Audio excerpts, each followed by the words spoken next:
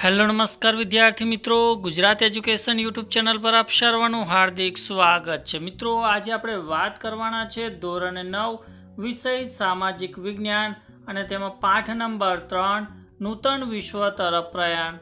તે પાઠના સ્વાધ્યાય આધારિત તમામ પ્રશ્નોનું સોલ્યુશન આપણે આ વિડીયોની અંદર જોવાના છે, તો આ વિડીયોના અંત સુધી જોવાનું ભૂલતા નહીં। ચેનલ ઉપર જો પ્રથમ વખત આવેલા હો તો ચેનલને જરૂરથી સબસ્ક્રાઇબ કરી દેજો। તો પાઠ 3 નૂતન વિશ્વ તરફ પ્રયાણ। એમાં પ્રશ્ન પહેલો છે કે નીચેના પ્રશ્નોના જવાબ મુદ્દાસર લખો। એમાં પહેલો પ્રશ્ન કે વૈશ્વિક મહામંદી 1929-32ના ઉદ્ભવની અસરો જણાવો। તો જવાબ જોઈએ કે વિશ્વના મોટા ભાગના રાષ્ટ્રો પર વૈશ્વિક મહામંદીની અસરો થઈ હતી। વિશ્વની મહાસત્તા ગણાતા ગ્રેટ બ્રિટનને પોતાના ચલન પાઉન્ડ સામે અનામત રૂપે સોનાનો જથ્થો રાખવાની નીતિ ત્યજવી પડી। ગ્રેટ બ્રિટનના આ પગલાંની અસર વિશ્વના અન્ય રાષ્ટ્રો પર પણ પડી। અમેરિકા જેવા સમૃદ્ધ રાષ્ટ્રમાં આર્થિક મંદીનું મોજું ફરી વળ્યું। અમેરિકામાં અનેક કારખાના તેમજ ઉદ્યોગ ધંધા બંધ પડી ગયા। અમેરિકામાં લાખો કામદાર બેકાર બન્યા। વૈશ્વિક મંદીએ અમેરિકાની અર્થવ્યવસ્થાને નબળી પાડી। દેશની આર્થિક સ્થિતિને કથળતી અટકાવવા અમેરિકાને કડક નિયંત્રણો લાદવા પડ્યા। વિશ્વના આંતરરાષ્ટ્રીય વેપાર અને ઉદ્યોગ મંદીની અસર નીચે આવ્યા। વિશ્વનો વેપાર ઘટીને અડધો થઈ ગયો। ત્યારબાદ પ્રશ્ન 2 છે કે દ્વિતીય વિશ્વયુદ્ધના ઉદ્ભવ માટેના જવાબદાર પરિબળોની ચર્ચા કરો। તો એમાં પહેલું પરિબળ છે ઉગ્ર રાષ્ટ્રવાદ। તો દ્વિતીય વિશ્વયુદ્ધ પછી જર્મની, ઇટાલી અને જાપાનમાં રાષ્ટ્રવાદે ઉગ્ર અને આક્રમક સ્વરૂપ ધારણ કર્યું। જર્મનીમાં હિટલરના નાઝી પક્ષે અને ઇટાલીમાં મુસોલિનીના ફાસિસ્ટ પક્ષે પ્રજામાં આક્રમક રાષ્ટ્રવાદ વિકસાવ્યો।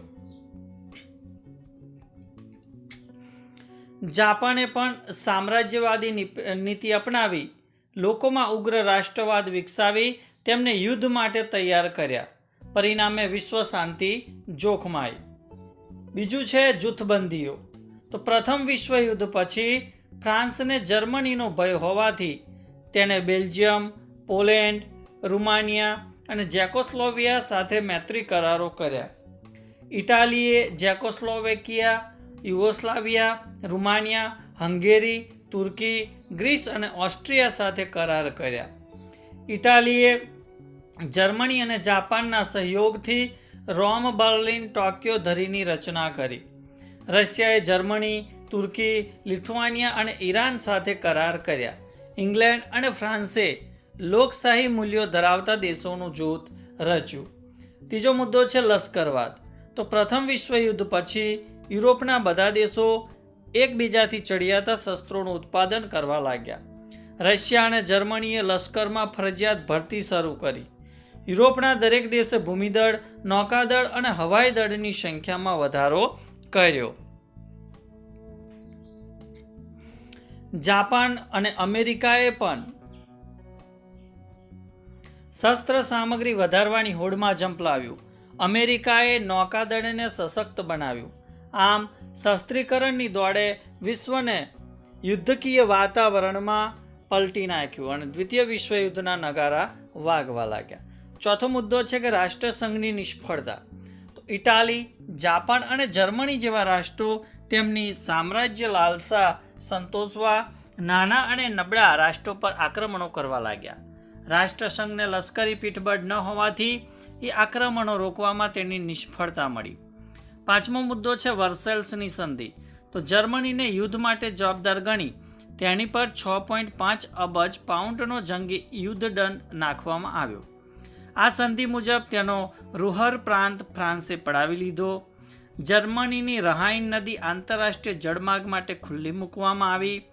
જર્મનીના મોટાભાગના સમૃદ્ધ ખનિજ પ્રદેશો પડાવી લેવામાં આવ્યા।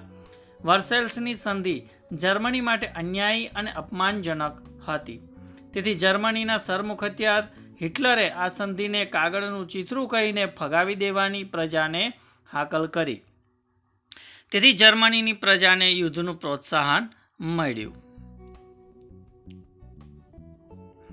વર્સેલ્સની સંધિમાં ઇટાલીની ઉપેક્ષા થઈ હોવાથી તે રોષે ભરાયું હતું. આ સંધિથી જાપાનને પણ ઘણો અસંતોષ હતો. આમ વર્સેલ્સની અન્યાયી સંધિમાં જ દ્વિતીય વિશ્વયુદ્ધના બી વવાયા હતા. છઠ્ઠો મુદ્દો છે કે એડોલ્ફ હિટલરની સામ્રાજ્યવાદી મહત્વાકાંક્ષા. હિટલર ઉગ્ર રાષ્ટ્રવાદી અને સૈનિકવાદી માણસ ધરાવતો હતો. તે ગમે તે ભોગે જર્મનીની એકતા, સ્થિરતા અને સમૃદ્ધિ ઈચ્છતો હતો. તેથી તેણે ઉગ્ર સામ્રાજ્યવાદી નીતિ અપનાવી. 12 માર્ચ 1938ના દિવસે હિટલરે ઓસ્ટ્રિયા પર આક્રમણ કરી તેની પર સત્તા જમાવી. 1 ઓક્ટોબર 1938ના રોજ તેણે જેકોસ્લોવેકિયા પર કબજો જમાવ્યો. માર્ચ 1939માં તેણે લિથુઆનિયાનું મેમલ બંદર કબજે કર્યું. આમ હિટલરે વર્સેલ્સની સંધિનો ભંગ કરી વિશાળ જર્મન રાષ્ટ્રનું સર્જન કર્યું અને પોતાની મહત્વાકાંક્ષા સંતોષી. હિટલરની સામ્રાજ્યવાદી મહત્વાકાંક્ષા દ્વિતીય વિશ્વયુદ્ધ માટે કારણભૂત હતી. સાતમો એમાં મુદ્દો છે કે જર્મનીનું પોલેન્ડ પરનું આક્રમણ એટલે કે તાત્કાલિક પરિબળ. તો જર્મનીના સરમુખત્યાર હિટલરની સામ્રાજ્ય લાલસાને કારણે યુરોપમાં યુદ્ધનું વાતાવરણ સર્જાયું હતું. 1 સપ્ટેમ્બર 1939ના દિવસે હિટલરે પોલેન્ડ પર આક્રમણ કર્યું. બ્રિટન અને ફ્રાન્સે જર્મનીને આ યુદ્ધ તાત્કાલિક બંધ કરવા ચેતવણી આપી, પરંતુ જર્મનીએ તેની અવગણના કરી. તેથી બ્રિટન અને ફ્રાન્સે પોલેન્ડના રક્ષણ માટે જર્મની સામે યુદ્ધ જાહેર કર્યું અને આ રીતે દ્વિતીય વિશ્વયુદ્ધનો પ્રારંભ થયો.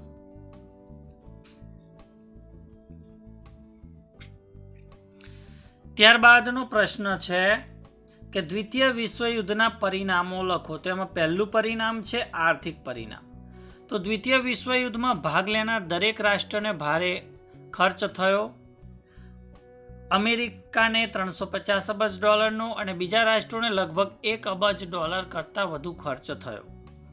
આ યુદ્ધમાં જેટલા ડોલરનો ખર્ચ થયો હતો એટલી જ કિંમતની મિલકતોનો નાશ પણ થયો. ઇંગ્લેન્ડે લગભગ 2000 કરોડ પાઉન્ડની મિલકતો ગુમાવી. આ યુદ્ધમાં ભાગ લેનાર બધા દેશોનું અર્થતંત્ર છિન્ન ભિન્ન થઈ ગયું. યુરોપના દેશોમાં ચીજવસ્તુઓની અછત, મોંઘવારી, બેકારી, ભૂખમરો વગેરે સમસ્યાઓ ઊભી થઈ. લોકોનું આર્થિક જીવન અસ્તવ્યસ્ત થઈ ગયું. વિશ્વના બધા દેશોમાં મહામંદી પ્રસરી.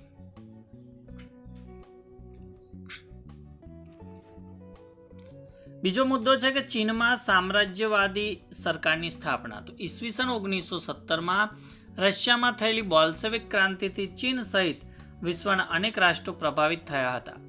દ્વિતીય વિશ્વયુદ્ધ બાદ જાપાનની તાકાત ઘટી ગઈ હતી. પરિણામે ચીન પરનો તેનો પ્રભાવ ઓસરી ગયો.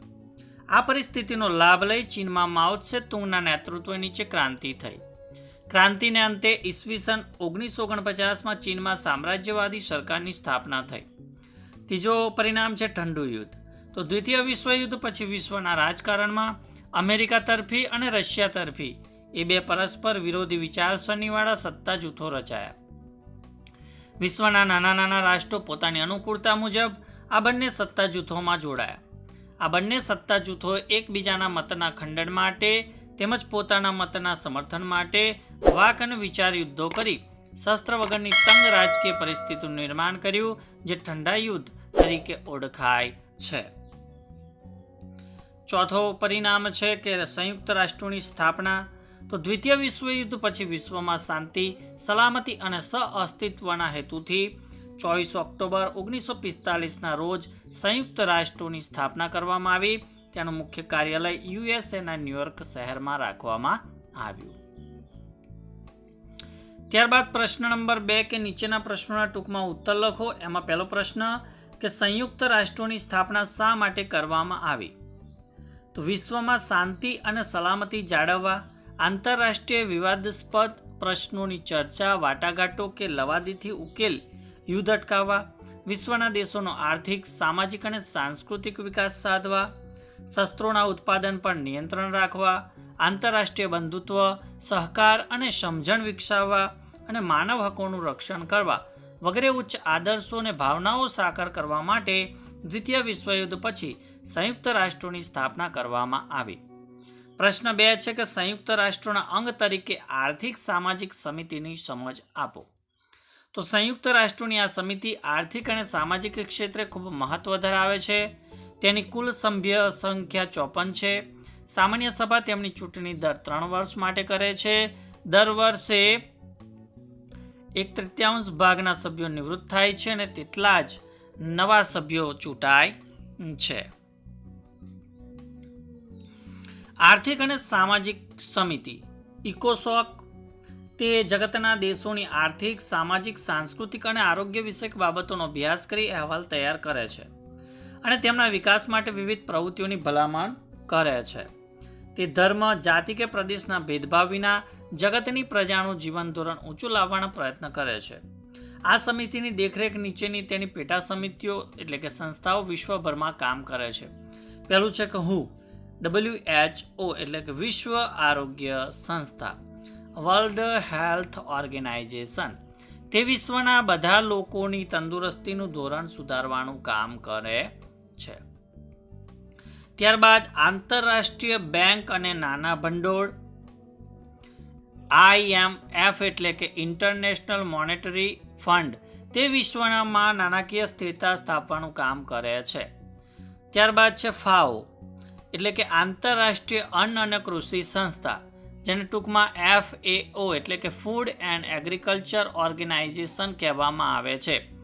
તે દુનિયાના બધા દેશોમાં કૃષિ ઉત્પાદનો, જંગલો, માછલીઓ વગેરેનું ઉત્પાદન વધારવાનું તેમજ પોષણનું ધોરણ ઊંચું લાવવાનું કામ કરે છે. ત્યારબાદ આવે છે યુનિસેફ. સંયુક્ત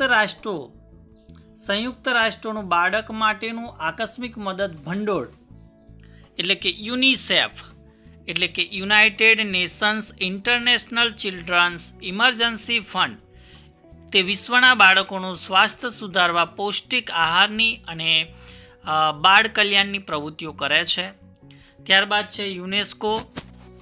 તો સંયુક્ત રાષ્ટ્રોની શૈક્ષણિક, વૈજ્ઞાનિક અને સાંસ્કૃતિક સંસ્થા UNESCO, United Nations education scientific cultural organisation, તે દુનિયાના બધા દેશોમાં શૈક્ષણિક, વૈજ્ઞાનિક અને સાંસ્કૃતિક પ્રવૃત્તિઓ દ્વારા આંતરરાષ્ટ્રીય સહકાર વધારવાનું કામ કરે છે. ત્યારબાદ પ્રશ્ન નંબર 3 છે કે ટૂંકનોંધ લખો. એમાં પહેલી ટૂંકનોંધ છે કે સંયુક્ત રાષ્ટ્રોની સામાન્ય સભા. તો સામાન્ય સભા, જેને જનરલ એસેમ્બલી કહેવામાં આવે છે, એ સંયુક્ત રાષ્ટ્રોનું બધો સભ્ય રાષ્ટ્રો સૌથી મોટું અંગ છે. તે બધા સભ્ય રાષ્ટ્રોના પ્રતિનિધિઓની બનેલી છે. સામાન્ય સભાની 2/3 બહુમતી અર્થાત સલામતી સમિતિની ભલામણથી જગતનું કોઈ પણ રાષ્ટ્ર સંયુક્ત રાષ્ટ્રોનું સભ્યપદ મેળવી શકે છે. દરેક રાષ્ટ્ર સામાન્ય સભામાં પોતાના 5 પ્રતિનિધિઓ મોકલી શકે છે, પરંતુ દરેક રાષ્ટ્રને એક જ મત આપવાનો અધિકાર છે. હાલમાં એટલે કે ઈસવીસન 2016માં સામાન્ય સભામાં સભ્યોની કુલ સંખ્યા 193 છે. સામાન્ય સભા કોઈ સામાન્ય બાબત પર સાદી બહુમતીથી ઠરાવ પસાર કરે, પરંતુ મહત્વના પ્રશ્ને હાજર રહેલા સભ્ય રાષ્ટ્રોની 2/3 બહુમતીથી ઠરાવ પસાર કરવામાં આવે છે. એના જો મુખ્ય કાર્યોની વાત કરીએ તો આંતરરાષ્ટ્રીય સંબંધોને લગતી કોઈ પણ બાબત પર સામાન્ય સભા ચર્ચા કરી સલાહ, સૂચનો કે ભલામણ કરે છે. દર વર્ષે સંયુક્ત રાષ્ટ્રોના મહામંત્રીએ રજૂ કરેલા અંદાજપત્રને તે મંજૂર કરે છે અને સંયુક્ત રાષ્ટ્રોના દરેક અંગના ખર્ચની રકમોની ફાળવણી કરે છે. વિશ્વના રાષ્ટ્રોના આર્થિક વિકાસ, માનવ અધિકાર, નિઃશસ્ત્રીકરણ તેમજ વર્તમાન સમયના આંતરરાષ્ટ્રીય પ્રશ્નોનું નિરાકરણ વગેરે બાબતો અંગે સામાન્ય સભા કામ કરે છે. તે સંયુક્ત રાષ્ટ્રોના વિવિધ અંગોના સભ્યોની ચૂંટણી કરે છે. તે દર વર્ષે પોતાના પ્રમુખ અને ઉપપ્રમુખની ચૂંટણી કરે છે. સામાન્ય સભાને વિશ્વની સંસદ એટલે કે વર્લ્ડ પાર્લામેન્ટ કહી શકાય છે અને સામાન્ય સભાનું વડું મથક ન્યુયોર્કમાં આવેલું છે. ત્યારબાદ બીજા નંબરની ટૂંકનોંધ કે સંયુક્ત રાષ્ટ્રોની સલામતી સમિતિ. તો સલામતી સમિતિ સંયુક્ત રાષ્ટ્રોનું સૌથી મહત્વનું અંગ છે. તે સંયુક્ત રાષ્ટ્રોની કારોબારી છે. તે 15 સભ્યોની બનેલી છે, જેમાં USA, રશિયા, બ્રિટન, ફ્રાન્સ અને ચીન આ 5 તેના કાયમી સભ્યો છે અને બાકીના 10 બિનકાયમી સભ્યો છે. સલામતી સમિતિ વિશ્વમાં શાંતિ, સલામતી જાળવવાનું કાર્ય કરે છે. આ માટે તે ચર્ચાઓ કરે છે. ચર્ચાઓના અંતે 5 કાયમી સભ્યો સહિત ઓછામાં ઓછા 9 સભ્યોના મતથી ઠરાવ પસાર કરવામાં આવે છે. સંયુક્ત રાષ્ટ્રોના બંધારણે 5 કાયમી સભ્યોને ઠરાવનો નિષેધ કરવાનો વિશેષ અધિકાર આપ્યો છે. એ અધિકારને નિષેધાધિકાર કે વીટો પાવર કહેવામાં આવે છે. આંતરરાષ્ટ્રીય શાંતિ અને સલામતી જાળવવા માટે સલામતી સમિતિને વિશાળ સત્તાઓ આપવામાં આવેલી છે. એ માટે તે સંયુક્ત રાષ્ટ્રોના સભ્ય રાષ્ટ્રો સાથે વાટાઘાટો કરે છે. સભ્ય રાષ્ટ્રો વચ્ચે યુદ્ધ થયું હોય તો તે લવાદી કે વાટાઘાટો દ્વારા તેનો અંત લાવવાના પણ પ્રયાસો કરે છે. ત્યારબાદ પ્રશ્ન 4 કે એક વાક્યમાં જવાબ આપો. પહેલો પ્રશ્ન છે કે દ્વિતીય વિશ્વયુદ્ધ થવા પાછળ કઈ સંધિ જવાબદાર હતી? તો દ્વિતીય વિશ્વયુદ્ધ થવા પાછળ ઈસવીસન 1919માં થયેલી વર્સેલ્સની સંધિ જવાબદાર હતી. બીજું છે કે જર્મન સરમુખત્યાર કોણ હતો? તો એડોલ્ફ હિટલર જર્મન સરમુખત્યાર હતો. ત્રીજો પ્રશ્ન કે ઇટાલીના સરમુખત્યારનું નામ આપો. તો ઇટાલીના સરમુખત્યારનું નામ બેનિટો મુસોલિની હતું. ચોથું છે કે દ્વિતીય વિશ્વયુદ્ધનું તાત્કાલિક કારણ જણાવો. તો દ્વિતીય વિશ્વયુદ્ધનું તાત્કાલિક કારણ 1 સપ્ટેમ્બર 1939ના રોજ જર્મનીનું પોલેન્ડ પરનું આક્રમણ હતું. ત્યારબાદ પ્રશ્ન 5 સંયુક્ત રાષ્ટ્રોનું મુખ્ય કાર્યાલય ક્યાં આવેલું છે? તો સંયુક્ત રાષ્ટ્રોનું મુખ્ય કાર્યાલય અમેરિકાના ન્યુયોર્ક શહેરમાં આવેલું છે. છઠ્ઠું છે કે ઠંડુ યુદ્ધ એટલે શું? તો દ્વિતીય વિશ્વયુદ્ધ પછી વિશ્વના રાજકારણમાં લોકશાહી દેશ અમેરિકા તરફી અને સામ્યવાદી દેશ રશિયા તરફી બે પરસ્પર વિરોધી વિચારસરણીવાળા સત્તા જૂથો રચાયા. આ બંને સત્તા જૂથોએ એકબીજાના મતના ખંડન માટે તેમજ પોતાના મતના સમર્થન માટે વાણી અને વિચારના યુદ્ધો કરી શસ્ત્ર વગરની તંગ રાજકીય પરિસ્થિતિનું નિર્માણ કર્યું, જે ઠંડા યુદ્ધ તરીકે ઓળખાય છે. ત્યારબાદ પ્રશ્ન નંબર 5 એનો ઉત્તર જોઈએ કે નીચે આપેલા વિકલ્પોમાંથી સાચો વિકલ્પ પસંદ કરી ઉત્તર લખો. પહેલો પ્રશ્ન કે જર્મનીમાં નાઝીવાદનો સ્થાપક કોણ હતો? તો જવાબ આવશે એ હિટલર. બીજું છે કે વિશ્વના માનવીઓનું સ્વાસ્થ્ય સુધારણાનું કાર્ય કોણ કરે છે? તો જવાબ આવશે WHO. ત્યારબાદ ત્રીજો પ્રશ્ન છે કે નીચેનામાંથી સાચું વિધાન શોધીને લખો. તો ડી ઓપ્શન સાચો છે કે મુસોલિનીએ ઇટાલીમાં ફાસીવાદની સ્થાપના કરી. તો વિદ્યાર્થી મિત્રો, ધોરણ 9 વિષય સામાજિક વિજ્ઞાનની અંદર પાઠ 3 નૂતન વિશ્વ તરફ પ્રયાણ, તેના સ્વાધ્યાયનું સંપૂર્ણ સોલ્યુશન તમને આ વિડીયોની અંદર આપવાનો પ્રયત્ન કર્યો. તો ચોક્કસથી આ વિડીયો તમને ગમ્યો હશે તો વિડીયોને લાઇક કરજો, શેર કરજો અને ચેનલને સબસ્ક્રાઇબ કરી દેજો. Thank you. આભાર.